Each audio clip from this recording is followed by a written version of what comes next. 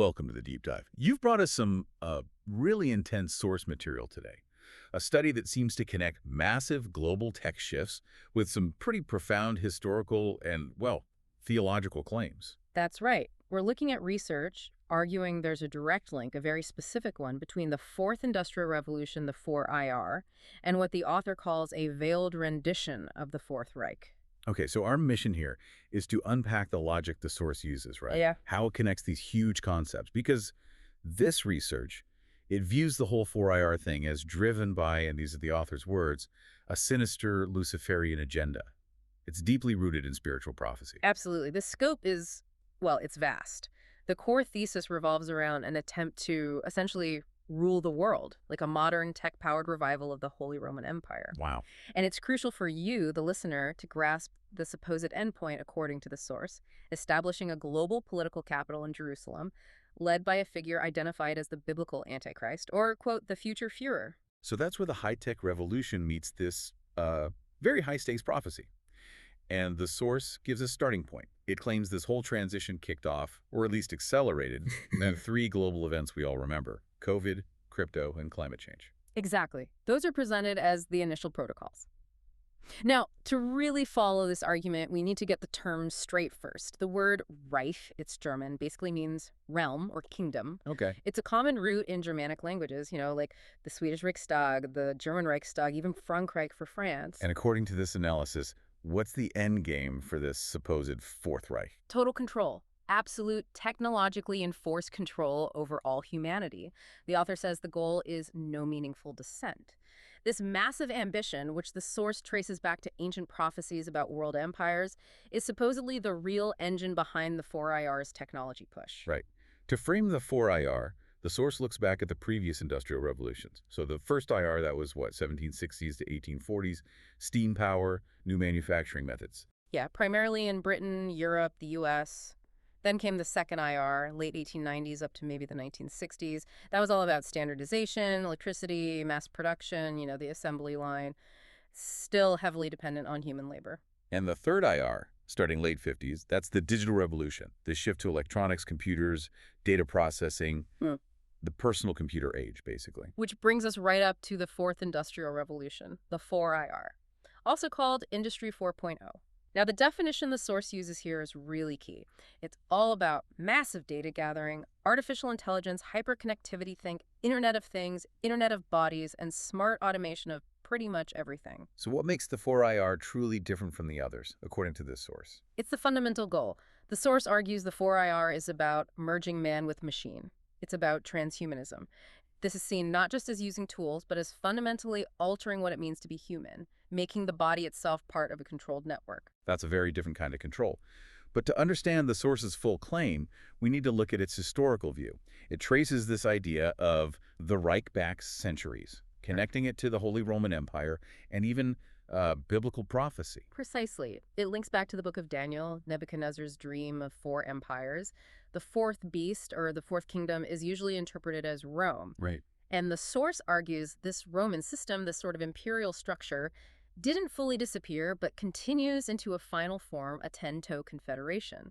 The source even speculates this might be a mix of European iron and Islamic clay. Okay, let's walk through the source's history of the Reichs. The First Reich, that's identified as starting around 800 AD with Charlemagne. Correct. Fusing the Pope's authority with imperial figures like Charlemagne, later Otto the Great. This Holy Roman Empire, essentially a Latin-German entity, is said to have lasted about 1,000 years. Napoleon eventually ended it. Then the Second Reich. That's the German Empire, founded by Bismarck, 1871 to 1918, ended with World War I. And then the Third Reich. Hitler's Germany, 1933 to 1945. Just 12 years. The source notes how he used democratic means to eventually destroy democracy itself. And it points to his pact with Mussolini, who in turn had his Lateran Treaty deal with the Vatican, cementing that power structure. No, this is where the source makes a really bold claim about continuity. It says, the Reich still reigns. How does it justify that? Well, the argument is that the Nazis, as a political and ideological entity, never formally surrendered after World War II. It was the German government and the Wehrmacht, the military, that signed the surrender papers. So the implication is? The implication is that the core power structure, the Nazi elite apparatus and its legal underpinnings, didn't dissolve but just went underground. And how did it supposedly survive? Through people.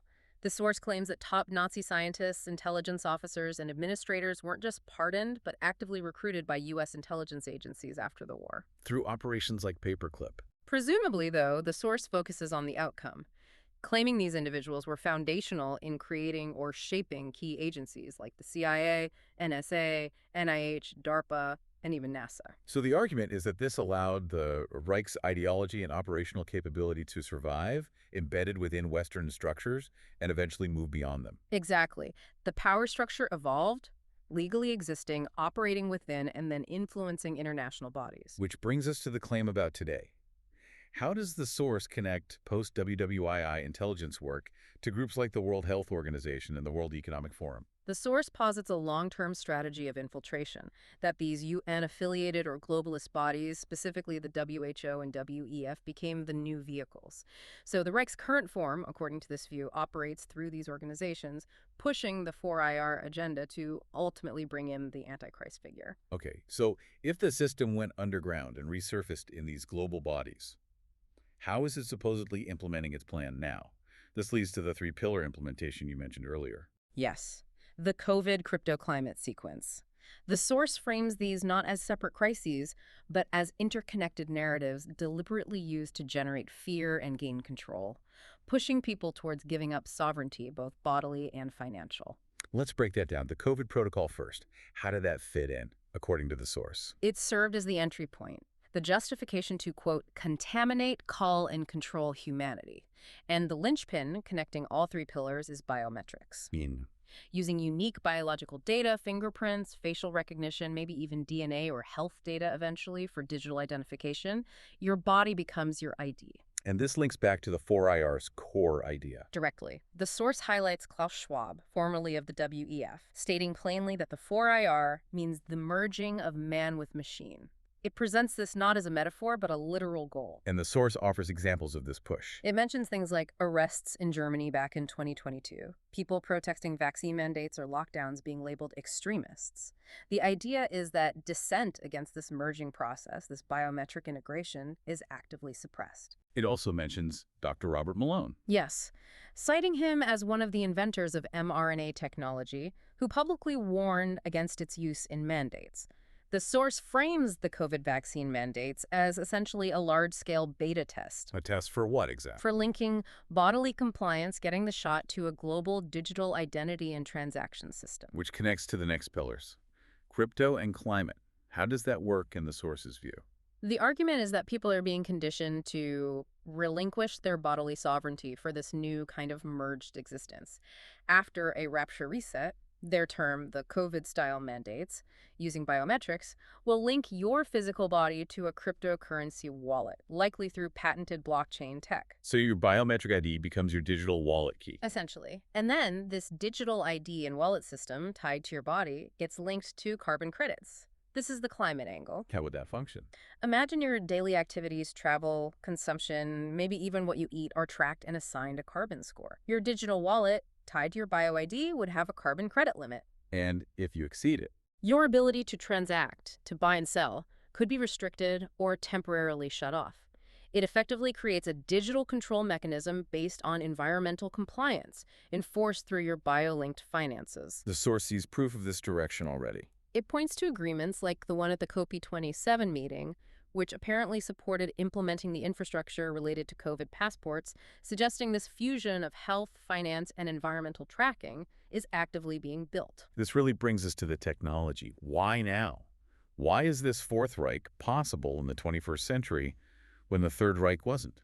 Technology. Hitler had radio and propaganda, but he lacked the tools for granular, global, real-time control over individuals. And the key technology now is? AI, artificial intelligence, is presented as absolutely essential. It's the only thing capable of managing the immense complexity of what the source calls the mark of the beast grid, tracking billions of people and their transactions in real time. What other specific technologies does the source mention as enabling this? It points to things like mRNA technology itself as a delivery platform. nanobots, microscopic machines, potentially delivered via injection, and it even mentions luciferase. Luciferase, what's that? It's a group of enzymes that produce bioluminescence light. Think fireflies. The source suggests it could be used perhaps with hydrogel as a sort of invisible, injectable marker or biosensor, facilitating the tracking and linking needed for this man-machine merger. So if we synthesize the source's ultimate claimed goals, it's quite dark. It talks about a eugenicist agenda. Yes. The source alleges that the elites driving this are pursuing a form of immortality for themselves through transhumanism, merging with AI, and that achieving this requires, quote, the murder and enslavement of 90% of humans, a massive depopulation event. But the source doesn't believe this plan will ultimately succeed. No. It concludes by referencing biblical prophecy again. This technologically advanced 1,000-year kingdom, this Fourth Reich attempt, is predicted to last only a short time, perhaps 7 years. And it contrasts this with What it calls the promised 1,000-year righteous Reich of Jesus ruling from Jerusalem, bringing genuine peace. So the 4IR in this interpretation is presented as a powerful but ultimately doomed counterfeit kingdom. So let's recap for you, the listener. We've walked through this source's really complex, multi-layered argument. It directly links global tech and economic shifts, the 4IR, to a very specific theological and historical conspiracy narrative involving a Fourth Reich, the Holy Roman Empire, and the AntiChrist. We've unpacked the alleged mechanisms. The COVID crypto-climate strategy used to instill fear and gain compliance, all leading to a system where biometrics link your body to a digital financial system controlled by carbon credits, managed by AI. Right. And this brings us to a final, really crucial point the source makes. It argues the entire success of this alleged plan depends on one thing: getting the masses to accept the narrative, to comply. Exactly. And the source claims this compliance isn't always voluntary. It's often achieved through intense psychological pressure, the media, public opinion, and this is a key term they use, pharmakia. Pharmakia, what does that mean? It's an ancient Greek word. You often see it translated in the Bible as sorcery or witchcraft, but its root is literally tied to drugs, potions, and medicine. So the source is suggesting The source is suggesting that modern pharmaceuticals, medical interventions, and maybe even the broader healthcare system are being subtly used as tools of control and influence, a modern form of sorcery, to indirectly coerce people into accepting the 4IR agenda and the merging of man and machine.